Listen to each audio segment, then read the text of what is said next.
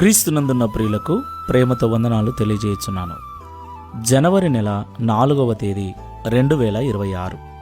ఈరోజు దేవుడు మనకు చేస్తున్న వాగ్దానం ఏమిటనగా, కీర్తనల గ్రంథము 37వ కీర్తన 29వ చరణం. నీతిమంతులు భూమిని స్వతంత్రించుకొందురు, వారు దానిలో నిత్యము నివసించెదరు. ఆమెన్. నా ప్రియమైన సహోదరి సహోదరులారా, మనమందరము కూడా నిండు నూరేళ్ల ఆయుష్తో ఎక్కువ కాలం ఈ భూమి మీద నివసించాలని కోరుకుంటూ ఉంటాం. ఎక్కువ కాలం జీవించాలని ఆశపడుతూ ఉంటాం. అందుకే ఆరోగ్యాన్ని కాపాడుకుంటూ, ఆహార నియమాలు పాటిస్తూ, ఎక్సర్సైజులు చేస్తూ, యోగాలు చేస్తూ, రకరకాల ప్రయత్నాలు చేస్తూ ఈ భూమి మీద మన జీవిత కాలాన్ని పొడిగించుకునే ప్రయత్నం చేస్తూ ఉంటాం. నా ప్రియులారా, ఇవన్నీ చేయటం మంచిదే. అయినా ఎంత ప్రయత్నించినా, ఎన్ని పద్ధతులు వాడినా, ఎన్ని యోగాలు, ఎక్సర్సైజులు, ఆహార నియమాలు, మందులు వాడినా ఏదో ఒకరోజు ఈ భూమిని విడిచి మనం వెళ్ళక తప్పదు.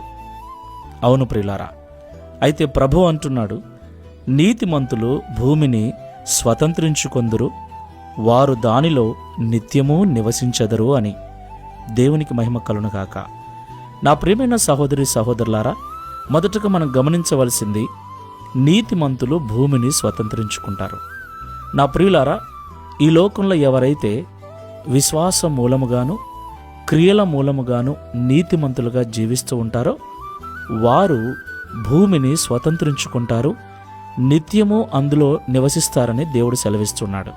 ప్రియులారా, ఈ భూమి నాశనమైపోతుందని, క్రొత్త భూమి, క్రొత్త ఆకాశము ఏర్పడుతుందని ప్రకటన గ్రంథంలో మనము చదువుతూ ఉంటాం. అవును ప్రియులారా, ఇప్పుడు మనము నివసిస్తున్న భూమి పాతగిలిపోయినది, పాపముతో నిండినది. ఏదో ఒక రోజు ఈ భూమిని దేవుడు తీసివేసి దీనిలో క్రొత్త భూమిని ఏర్పరుస్తాడు. ఆ క్రొత్త భూమిలో ఎవరుంటారు?